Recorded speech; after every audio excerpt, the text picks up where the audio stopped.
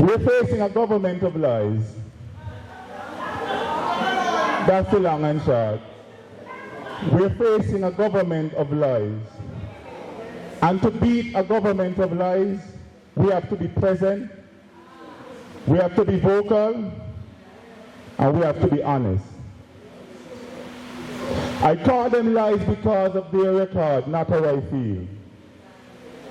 We have given these people an opportunity to make policies that have destroyed our country.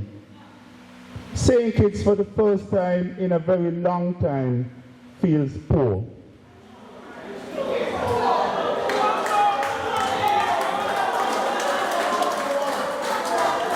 St. Kitts, for the first time in a very long time, feels lost.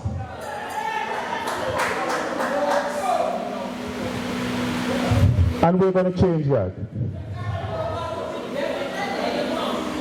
We had a leader with a template for success. And we now have to face the reality that the mistake was made.